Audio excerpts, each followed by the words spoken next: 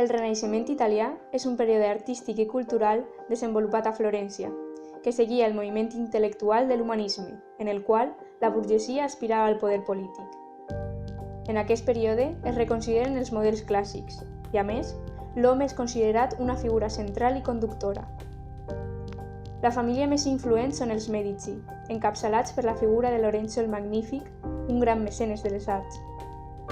En aquest entorn van haver una sèrie d'artistes com Sandro Botticelli i Donatello, i els principals exponents d'aquest període van ser Leonardo da Vinci, Raffaello Sanzio i Michelangelo Buonarroti.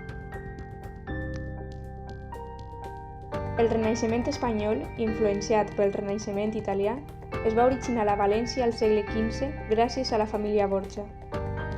Aquesta família va fer possible que el pintor Fernando Yáñez, assistent de Leonardo da Vinci, aportara els seus coneixements renaixentistes a diferents monuments de la ciutat de València, encara que va ser una adhesió lenta, condicionada per les tradicions locals i dotada de les seues pròpies característiques.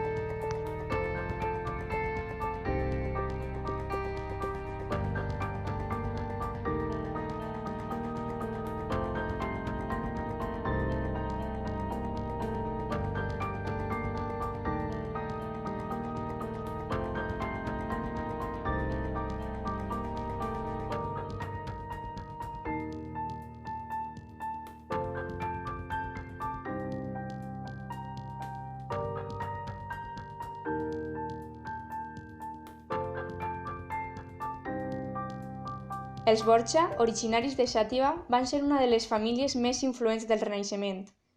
Van dominar l'escena italiana al començament dels segles XV i XVI, gràcies al papa Calixt III i al seu nebot Alexandre VI, que buscaven fomentar l'art.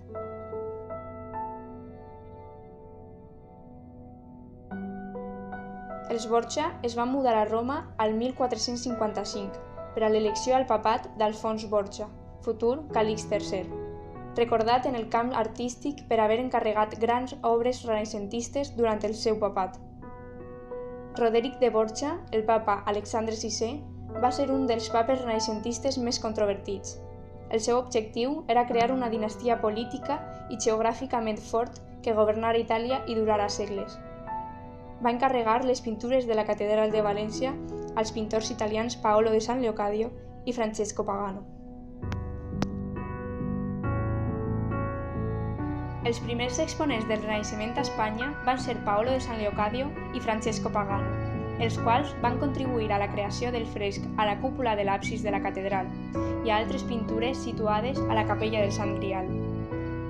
En aquest últim es pot observar un retaule d'estil gòtic d'un escultor valencià unit a l'estil renaixentista de Giuliano Poggibonsi, un alumne de Lorenzo Ghiberti. Poggibonsi proposa panells amb característiques molt similars a les del seu mestre a les portes del Batisteri de Florència. També és possible identificar arquitectura renaixentista al Museu de Belles Arts de València. Concretament, podem veure un pòrtic en marbre de Carraca, arquitectura típica de Brunelleschi, importat de Roma per un diplomàtic.